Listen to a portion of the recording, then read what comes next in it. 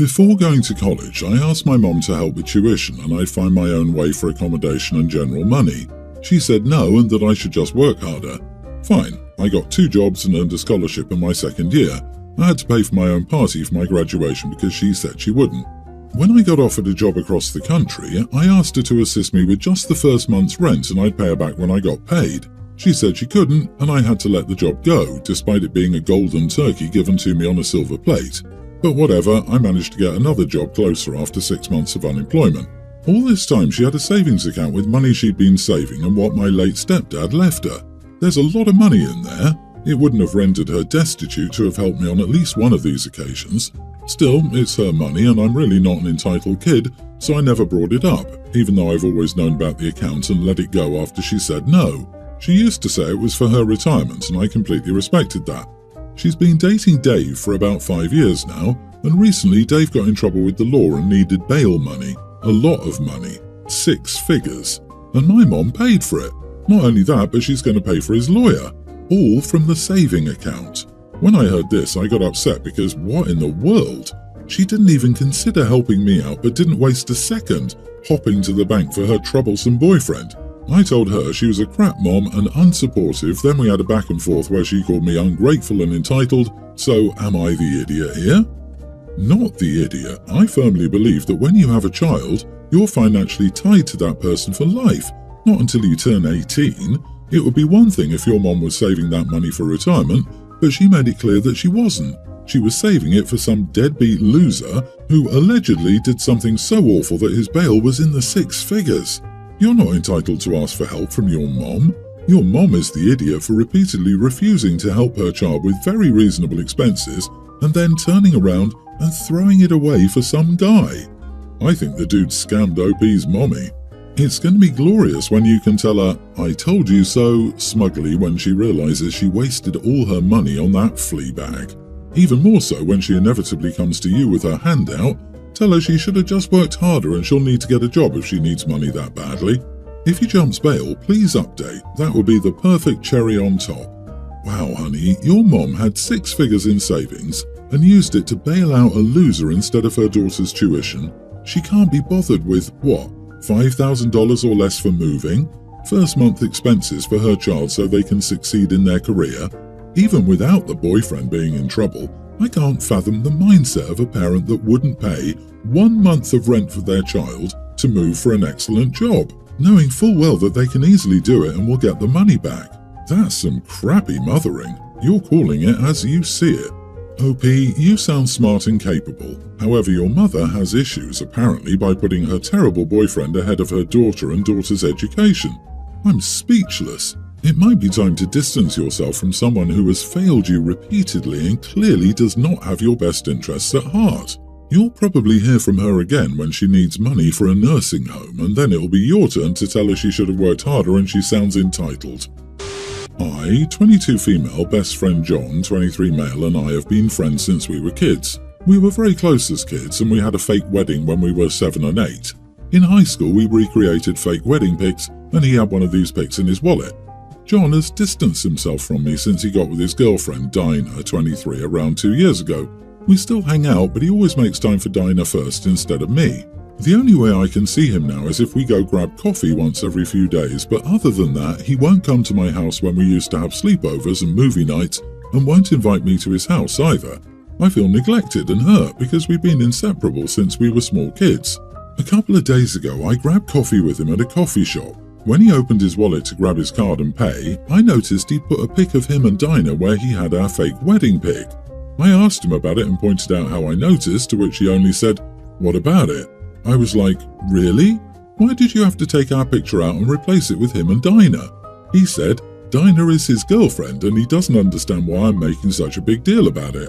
I reminded him she might be his girlfriend, but he couldn't just throw me away. I've been his best friend since primary school, and my pic existed in his wallet first, and he threw it away to replace me with someone he knew significantly less. He got annoyed and told me that once I stop being an immature, annoying brat, he'll talk to me again. Until then, I better leave him to his peace, because he's not dealing with my childish tantrum. Am I the idiot here? Holy entitled guacamole, Batman, you are the idiot. You're not his wife or girlfriend. His partner should come before you regardless of your history. Dinah is his number one, no matter what you went through, and she always will be. Questioning her importance won't be a good look. Please apologize, and in the future, please avoid leaving the impression that you're trying to sabotage John and Dinah's relationship. Not a good look. The stunt you pulled on John was stupid. Right? I'd be furious if my boyfriend was having sleepovers with another woman and had a picture of them together at the first spot in his wallet. What the heck? Does OP expect to be able to sleep with him when they're both married too? Bye hun, gonna cuddle with my platonic friend all night. She sounds like a jealous girlfriend that doesn't accept that the guy isn't actually her partner. She believed they would eventually get together and be married, not fake.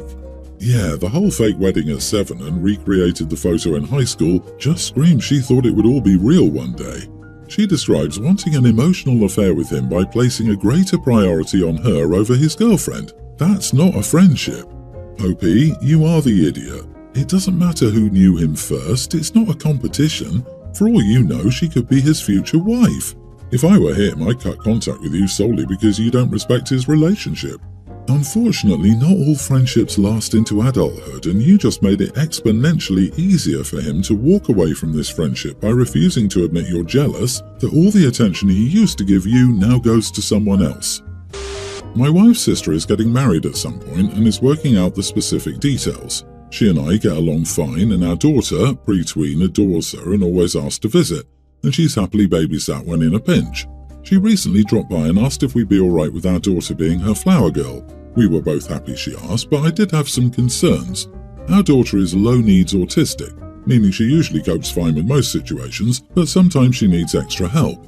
One of the reasons I was concerned about the whole idea was because I knew it would involve 3 things that my daughter has difficulty with: being in fancy clothes, getting a lot of attention from a lot of people, performing a task while being watched. Either way, I didn't want to assume anything and said we'd talk to her about it. We did talk to her that day and she had a lot of questions about it which we answered. In the end, we showed her the video of my in-laws' wedding where my wife was the flower girl to give her an idea. At that point, I wasn't shocked when she said she didn't want to do it, but my wife brushed it off saying, "Oh, you'll do fine," so I pulled her aside to discuss. She said at this point, it'd be rude to make her sister find someone else, and besides, it's nothing to worry about. She even said that if she does cry, people will think it's funny or cute, and I might be the idiot for telling her that was a messed up thing to say. She even argued that this would be good exposure therapy for her, but she finally agreed when I wouldn't back down, provided I told my sister-in-law. I did, and she completely understood. She even felt guilty when I explained why. Anyway, all was good. She had a backup from one of her fiancé's cousins, so it was all fine. My wife thinks she was just being polite and is angry with me for causing drama by catering to a child. Am I the idiot for not making my daughter the flower girl at my sister-in-law's wedding? Not the idiot. I'm actually a bit concerned about your wife's treatment of your child. Just because she's young doesn't mean she can't make her own choices. She's plenty old enough to know what she does and doesn't want to do, and forcing her to do something that even an adult may be uncomfortable doing is cruel. I'm glad you stood your ground on this one. Catering to a child? Finding it cute or funny that a child cries from being terrified? Also, exposure therapy? Heck no. Most of the time it would just be traumatic for the person. Dude, is your wife this obtuse and gross all the time? Watch that woman and start saving up for your daughter's therapy. I'm glad you stood up for your daughter. I'm shocked your sister-in-law has more empathy and understanding toward your daughter's needs than your own wife. Yeah, I think we need to reinforce to people that therapy is carried out by professionals. If you aren't an expert, all that will happen is that you will worsen the situation. You don't try to carry out DIY heart surgery on your dog, so don't try DIY exposure therapy on your daughter. I know, right? I couldn't believe that was her mum's view, not even sister-in-law. I have my young niece and nephew as flower girl and boy, and I made it super clear to their parents that if they just weren't feeling it on the day, not to worry about it, bring some clothes. You know they will be okay in as backup, and they can do as much as they're up for. My nephew got a bit overwhelmed by the end of the day, more from the number of people than being flower boy, and had lost most of his outfit, but hey, niece wore the outfit for 3 days straight, lol. Mum is nuts for not having compassion and thinking it's funny for her to be overwhelmed. It seems a bit like Mum really liked the idea of the daughter doing it, or being the kind of kid who liked doing it. putting her own wants, being the mum of the cute flower girl, over her daughter. My 40s female, ex 40s male, left our daughter Zoe and me very abruptly 6 years ago and moved from the US to another country with his affair partner. His mom, my ex-mother-in-law, was initially sympathetic. Still, when AP got pregnant, she moved to their country to be closer to her grandchild. He and AP later got married and had another baby. It felt like a betrayal from Zoe's point of view. She lost her dad and her grandma. She would visit her dad on some school breaks and part of summer and see her grandma there, and we keep in contact via FaceTime, but it was different. However, by that point, I was marrying my second husband, whose family adores Zoe, so that softened the blow. We also moved to a different state. My ex passed away in 2021, which was devastating for all of us. Initially, my mother-in-law stayed on to support her young grandsons and my ex's poor grieving wife. But without my ex there are some immigration and visa issues, so she's choosing to move back to the US. She called me and said she'd decided to move to our state to be closer to Zoe, now a tween. She has no other connections here. I said we'll all be happy to invite you to birthdays and maybe get together for Christmas Eve. But our family is busy these days, and Zoe is about to enter her teenage years, so she should consider that. She started talking about wanting to spend a lot more time one-on-one with my daughter. I said that she lost the right to demand one-on-one access years ago, and she should bear in mind that Zoe was ambivalent at best about her, and with her entering her teen years, that probably wasn't going to change. Mother-in-law said she was grieving, and this was her late son's only daughter and her blood. I said she had all but abandoned Zoe just as her son had. She couldn't expect to just pick up where she'd left off, and that Zoe now had step-grandparents who played a part in her life that mother-in-law had effectively left vacant. I said she could move where she wanted, that was her choice, but don't count on this relationship. She was very upset and accused me of trying to erase Zoe's father and paternal family to make room for her stepfather and stepfamily, and she'd said that I'm alienating Zoe from her.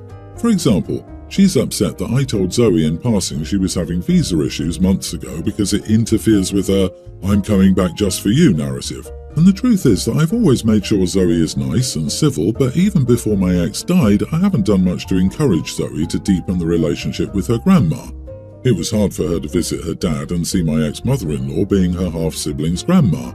She also has complex feelings towards her half-siblings and stepmom. She knows mother-in-law is moving back, but I didn't tell her that mother-in-law wants to move here yet. As a parent, I don't know if it would be healthy for her, especially since I don't think mother-in-law can be trusted to stick around if she gets a better offer. But maybe it wasn't my place to tell her not to move. Not the idiot. Zoe is not an accessory that can be shoved to the back of the drawer and then pulled back out when grandma wants. Had ex-mother-in-law's son not died, she would never have contemplated moving back nor making any real effort to be closer to Zoe.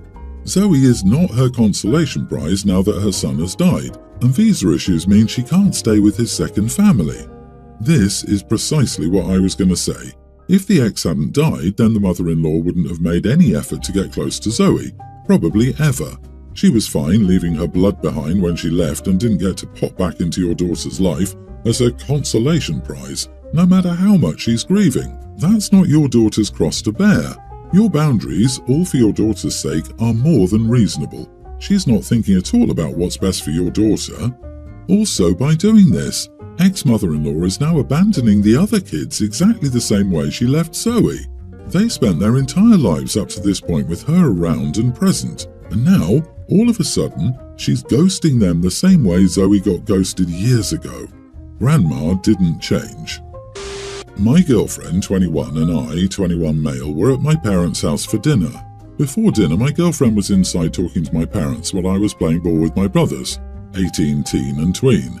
We got kind of bored, so we decided to play our own game that we made up a few years ago. We live in a 2-story house where the awning juts out into the backyard from the house, so there's a bit of roof jutting outwards. This is important because what we would do is all 4 of us toss balls up there, wait for them to roll down, and then try to catch them. Of course, we would usually end up jostling a bit, but it's all in good fun. So we're all just having a merry old time when my girlfriend comes out 15 minutes later and starts yelling at all of us, including me, her boyfriend. She's treating us all like children, and I'm annoyed. Like my parents got mad at us for doing that before, but that's okay because they're our parents. But I'm not about to be lectured at by some chick, so I got heated and told her to shut up. Now she's saying that I was disrespectful, as if she wasn't the outsider who was trying to boss us around like she could tell us what to do.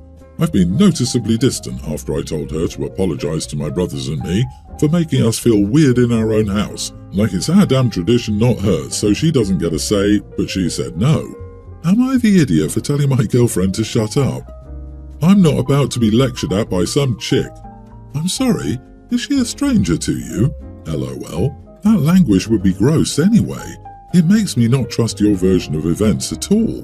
Was she even really yelling at you? Or is that your interpretation of some chick that needs to shut up? I hope you enjoy being single. Bruh, I highly doubt your girlfriend wants to date a child, and especially not a snotty brat like you who calls her some chick and the outsider. It's not a tradition, just a dumb game you made with your siblings. By dumb, I mean that tossing the ball onto the roof on purpose can damage the roof, get stuck, etc., and you totally embarrassed yourself while she was there with your parents. If anyone needs to apologise, it's you, and I hope you don't and won't be able to sweet-talk her into giving you a chance again. I have a hard time believing you're in your 20s, but if you are, you have some growing up to do. Obviously, you are the idiot.